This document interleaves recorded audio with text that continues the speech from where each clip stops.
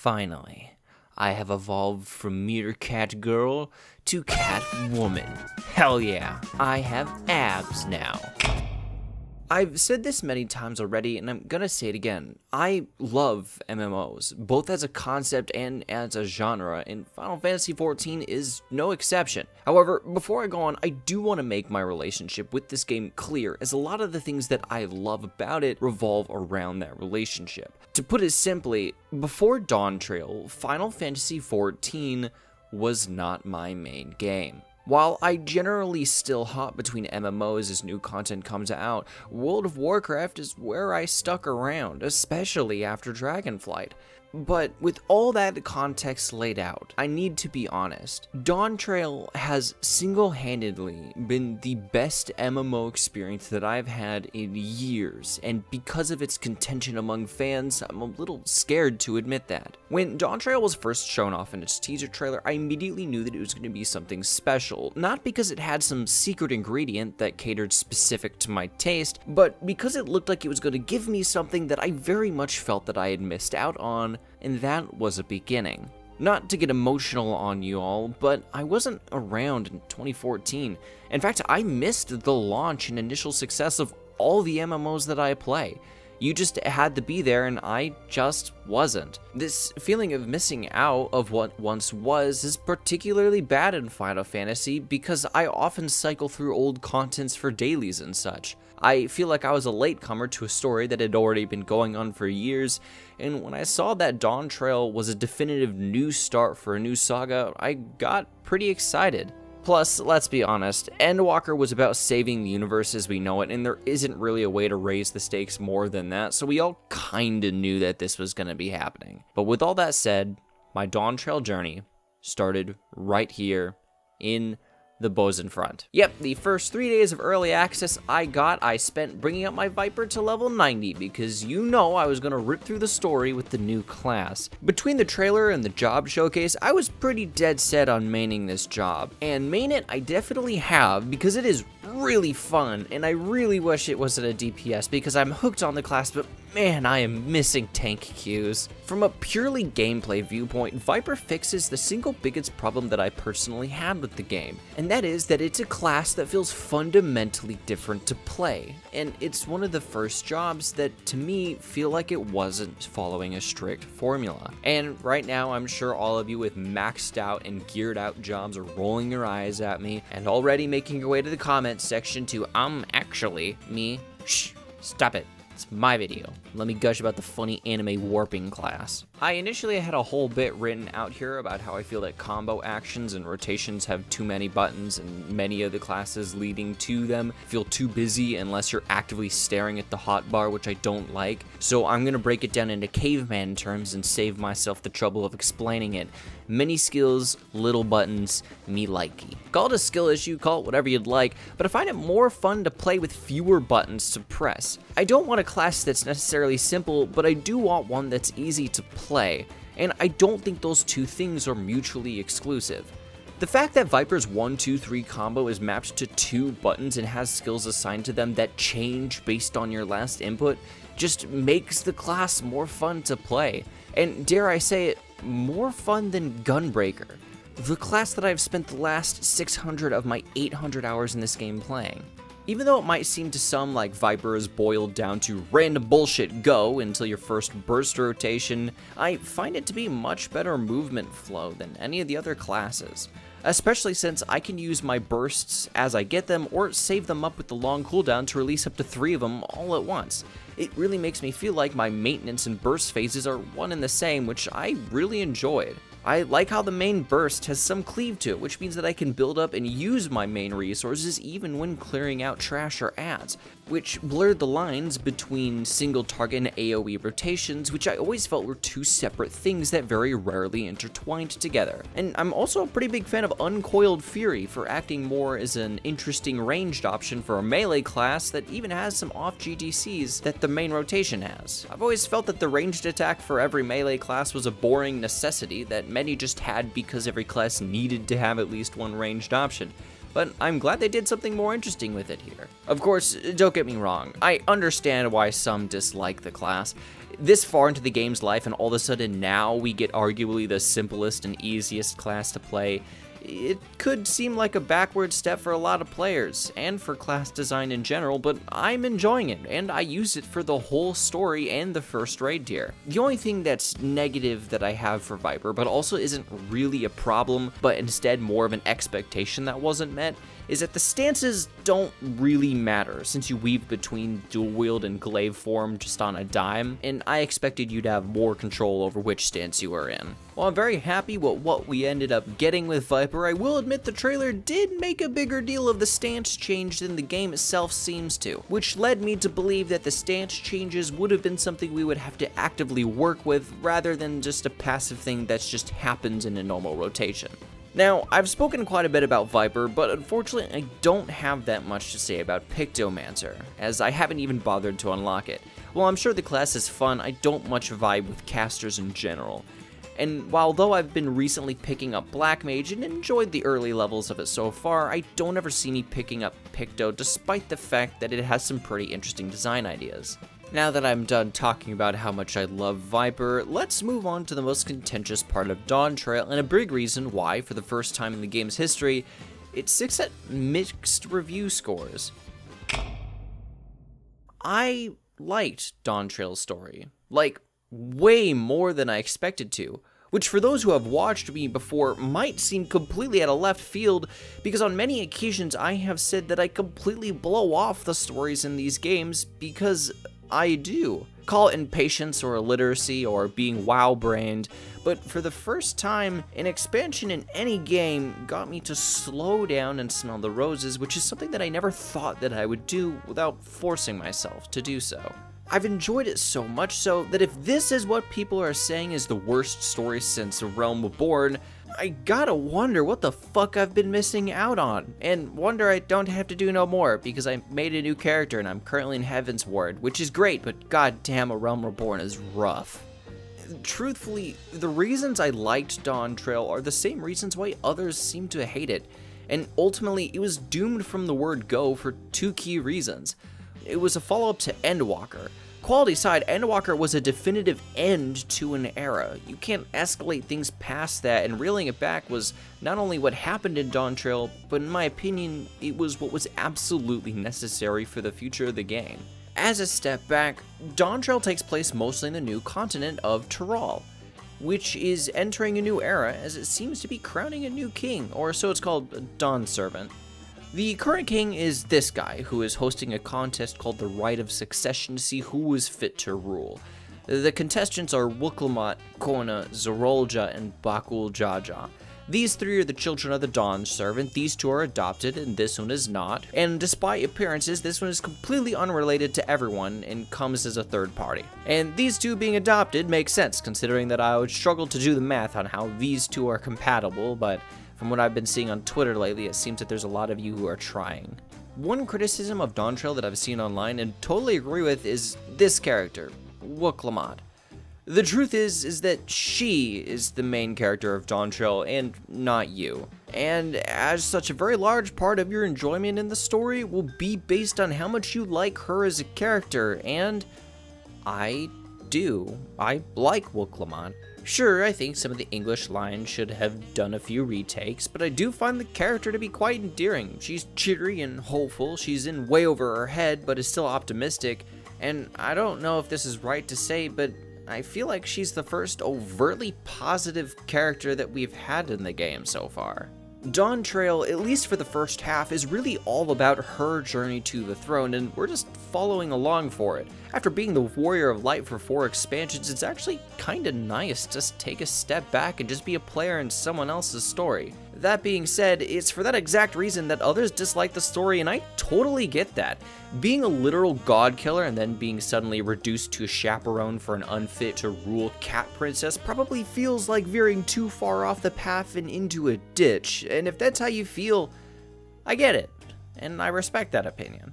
The Rite of Succession has the party traveling to all the regions of Tural to participate in challenges picked by the villagers that you encounter. I personally enjoyed how you encountered the other contestants pretty often throughout. It helps to give them all to show off their personality and their traits as potential rulers. Wook Lamont values tradition, Kona valuing innovation and future adoption of Sharlayan technologies, Zorolja valuing nationalism and strength, and Bakul Jaja just wants to Bakul on your Jaja, I guess. Yeah, believe it or not, this character gets a surprisingly deep, cutting reveal about his character, which really humanizes him and his plight very effectively. But every moment that he's on screen before that, he's just an arrogant crunch who's annoyingly hateable. Like a Realm Reborn, Dawntrail has very little non-instance combat, which does mean a lot of it is go talk to blank, go pick up blank, kind of busy work, which I understand has always been a big chunk of the MSQ, but it feels especially relevant on the first half of the Dawn Servant story. Though this would bother me a whole lot more if I hadn't slowed down to engage with the story instead of skipping everything like I had done before. My favorite moment up until the halfway mark definitely was recreating the fight in the trailer. But I did say halfway mark because Dawntrail is split into two distinctly different adventures that, while yes are connected as one story, do have two completely different objectives and tones. Up until this point, it's been about Wook Lamont and her raise as the Dawn Servant, but little over halfway through, she achieves that, and you'll be able to go on your own separate adventure for a bit with Erenville. It's at this point where the story turns from a silly little political adventure into, oh wait, that's like actual slaughter. So yeah, everything that I said about the story having relatively low stakes just simply doesn't apply to the second half. Zorolja apparently is worse news than we thought, and then uses the Golden City, which we later find out happens to be a portal to another reflection, to travel to a hyper-advanced civilization, probably in the future, and then uses their superior everything to bring ruin to Tural. Everything picks up the pace, and the stakes get a lot more interesting around here, but my opinions begin to split at this point. On one hand, it's called Final Fantasy, not Final Sci-Fi, and I must admit I don't want this game to go too hard into that genre. On the other hand, oh my god, all of the Alexandria bits are so good. My new favorite dungeon, Vanguard, happens to be around here, and the idea of having a society of people that revive themselves using the souls of the dead is such an interesting clash with how the rest of the game has death shown. And the main cast doesn't even keep a secret of how messed up they think the whole backbone of the system is. The whole concept of this life after death in the cloud is cool, and even more so when you realize that it affects the living world by not affecting them at all, effectively erasing the memory of the deceased from the citizens, while the memory of said deceased lives go on in a vacuum. And on that note, Kryl got absolutely shafted. Yet another critique that I will 100% stand behind is that this character did not get the payoff that was right there and was just rushed out of the door. While Erenville had a somewhat similar situation with it being a bit rushed, I feel like that makes a bit more sense narratively, since I felt that early on he was able to put the pieces together that his mother was gone. Kryl, on the other hand, just unravels the single greatest mystery of her life, and it boiled down to us being an awkward third wheel in an ice cream fetch quest. And the worst part is, that awkward scene with said ice cream is genuinely really good, and it seems like a realistic way that these characters would have acted given the circumstances. But that is all we got for this moment, and her whole arc just kind of ends after this. I did like the Dawn Servant part of the story, but if I had a choice to trim out some of the fat to make more space for Kryl, I absolutely would have done it, because all this felt really rushed for how much it was worked up to. I did kind of think it was a little bit funny how the last zone to Dawntrail was literally an MMO theme park zone. It was neat, but we have to shut it down, so all that pretty visuals is nothing, which I'm not a big fan of, but whatever. After that, we get to fight in the Kingdom of Alexandria in a dungeon, which is not my favorite, only to end off the MSQ with a trial that is my favorite. I liked this fight, it was fun, it had a cool set piece, and the music hit just right. And that is the end of Dawntrail. I know I did a bit of complaining, but I really did enjoy the MSQ. It's very heavy on talk to blank and go find blank in the first half, but I really enjoyed the change of pace and the lower stakes. At the time of recording, there haven't been any released patch quests, so to that end, I'm curious to which portion they will focus on. Will it be about Wook and Kona adjusting to their new role as Dawn's servant and rebuilding what was lost while fixing some of the problems in Tural, or will it focus on Solution 9 and the people within it who are dealing with the loss of their queen, while to them, it also being their first and only loss to have been experienced and the consequences of that. I'm honestly cool with either, though I'd be lying if I said that one of these was far more compelling than the others, but I'm looking forward to it nonetheless. While I did enjoy the story a great deal, there were two bits in here that I felt were weird. First, towards the end of the Dawn Servant part, you meet the Mamulja, which participate in literal eugenics to create blessed siblings, and there's this whole dungeon filled with urns of infant two-headed children, and like, they just kinda brush past this. I mean, they do linger a bit on the survivor's guilt of Bakul Jaja, but like, did the current Dawn Servant do nothing about this? I mean, he is a two-headed Mamulja, so he must have known, and even if he wasn't aware of it, this place is still under the jurisdiction of Tural, which means that he definitely had to have some deeper knowledge of this place and its culture, because the chief has one of the keystones for the right of succession, so he probably knows something, and it's just not explored further. I get that the story had to move on, but I really would have preferred if other parts were shortened to expand on this, because it's such an interesting hook for a character and world building that's morbid, yes, but definitely should have been a bigger part of the story. The second portion of the story that I thought was weird is this scene right here. So, this big dome appears and everyone has the bright idea to launch a train full of explosives into it. Cool, interesting, nice. But the song choice during the building montage just makes no sense being here. Like, it just doesn't fit. This song sounds like it belongs in a Disney film where a village is destroyed by a big fuck-off dragon and everyone is sad because they can't hold a yearly corn festival or something, and then one guy appears and says, "Don't worry guys, the festival was in our hearts all along." And then this song plays as they rebuild the town and all have a valuable life lesson about never giving up and something about forgiveness because the dragon is still hanging around. Like, this is what this song is for. Not for a montage where you're building a literal cerulean train bomb. What's even weirder is that I can think of several places where the song would have fit better. Wook Dawn Servant speech, the end credits, the float scene with the birds. It's already used again as the last cutscene for the MSQ, and it fits really well. And to make it worse, this scene is followed by a legitimately great action scene to be followed up once more by the best dungeon in the game. And wait, I lied, there's more. Why didn't we fight Thancred and Urianger? Like, I'm being serious. Putting aside my carnal desire to punt this milquetoast twat across a football field, they were on Kona's team. Like, I'm not saying that we should have had a full-on death fight, but come on. The Scions have already been taking a back seat, and this would have been a really nice way to have them included. Hell, in the first dungeon, Thancred blocks your path with boulders. I was very much expecting for the dungeon boss to be these two, but no. This is more so me seeing a lost opportunity than less of an actual problem that I have, even though I'd still want to push Thancred down the stairs. And those are my thoughts on the story. I enjoyed the slower pace and the lower stakes at the start, and even though the transition into the second half had a little bit of tonal whiplash, I still enjoyed my time with it. We haven't gotten any patch content yet, and I'm sure those will help with this next thing, but where is this 10-year plan? I know that this is the start to a new saga, and it's meant to be fairly toned down so the stakes and action can ramp up later on, but to be honest, as much as I liked Dawntrail, and I very much did, I don't really see what it's trying to set up. I'm sure it'll focus hard on the other reflections, but other than that, I can't really say I see the plan that the devs have for the future. Dawntrail, for lack of a better term, felt like a very contained story,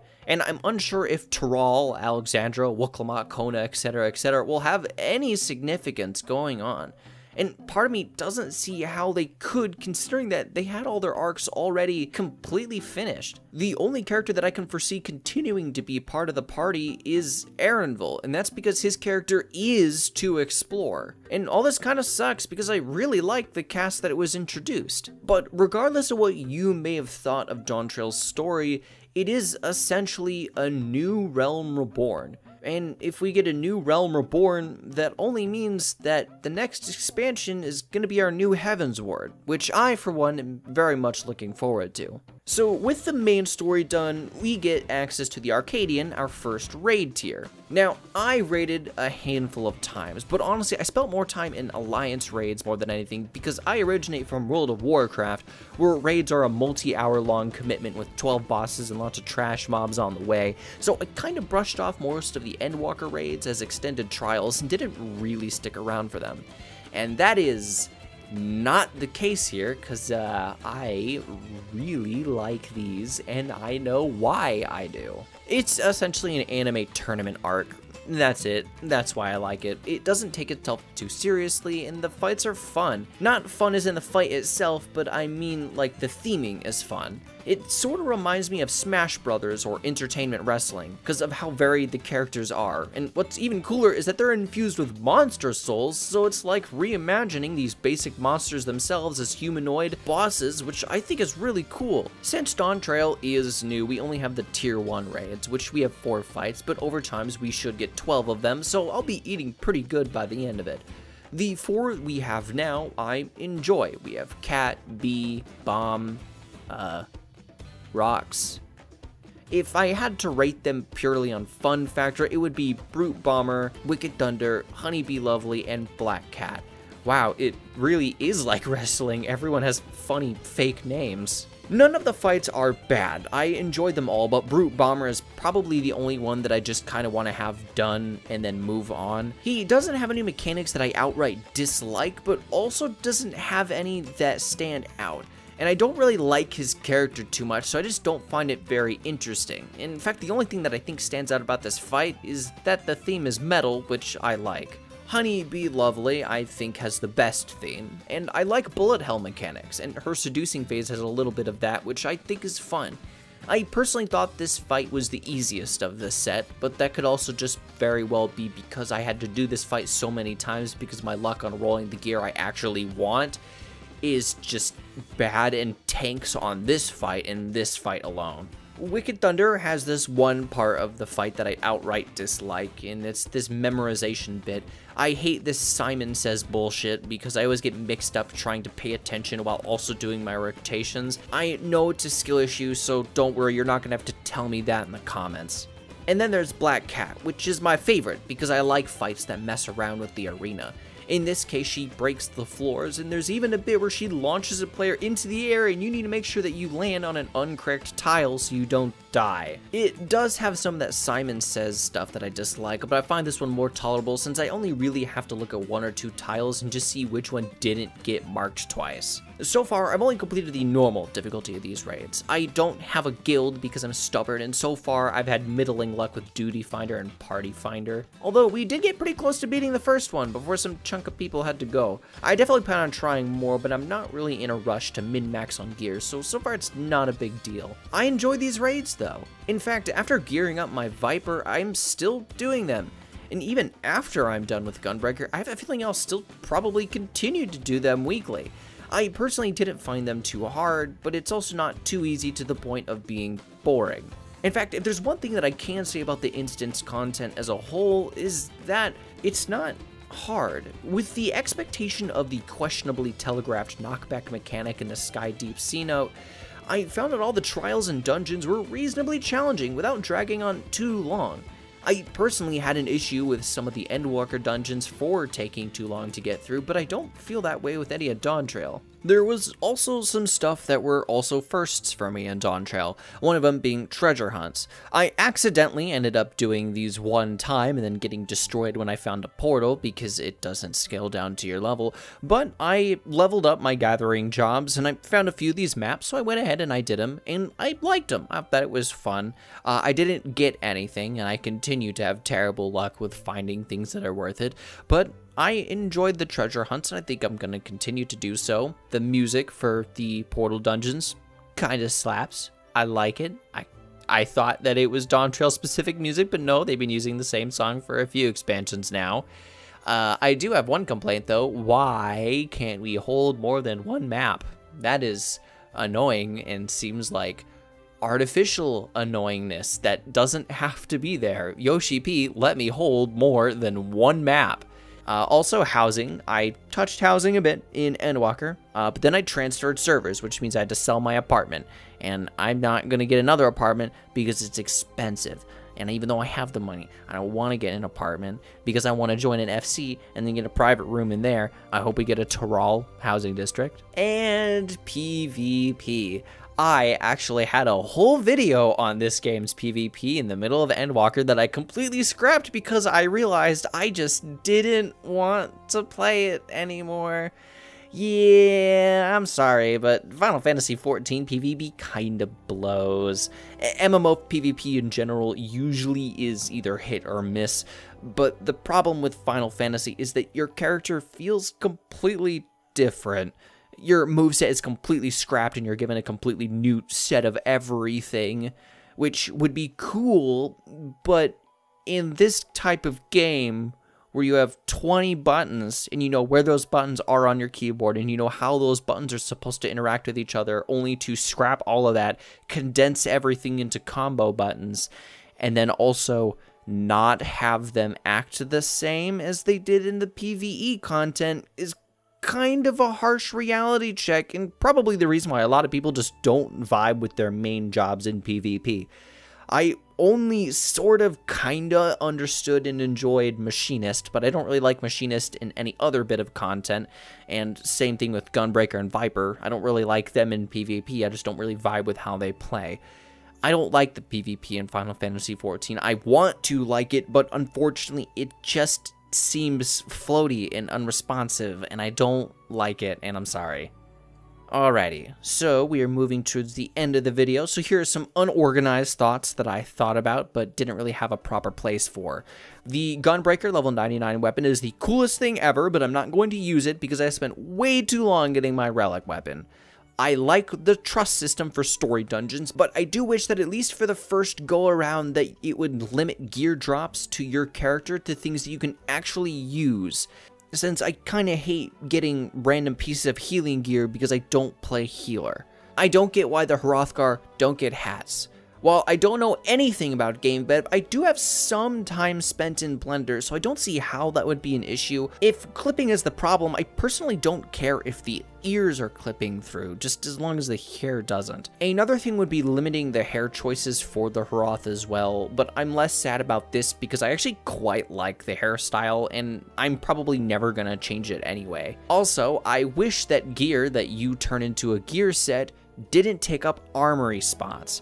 It'd be fine if they limited the gear sets to the amount of classes that you have unlocked if they're worrying about people abusing it for free inventory space, but I feel like I'm constantly running out of space in my armory, and I can only feel that so much of the gear that I have on my sets just don't need to be in there. And that is the end of the video. I'm sorry I've taken this long. I'm doing a lot of things right now. I'm trying to get a car. Car shopping sucks, and I hate dealerships with a burning, fiery passion.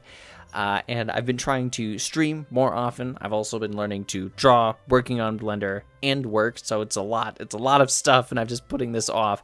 That, and also, sometimes I like something so much where I don't want to make a video on it. I don't want to make a video on Dawntrail. I just want to continue to play Dawntrail. But Janthier Wilds and the War Within are out, so I have to go and stop playing this to go and play those and see if it's good. I hope the warband system does something more than just make a fancy load-in screen. But yeah, that's the end of the video. If you guys enjoyed, please like and subscribe. And if you've already played Dawntrail, please, and this is serious, please tell me what you thought. This expansion has been kind of all over the place on player opinions, so it's actually kind of cool to see some people disagree with it. But yeah, let me know what you think in the comments. And with that, I am going to go and drink windshield wiper fluid.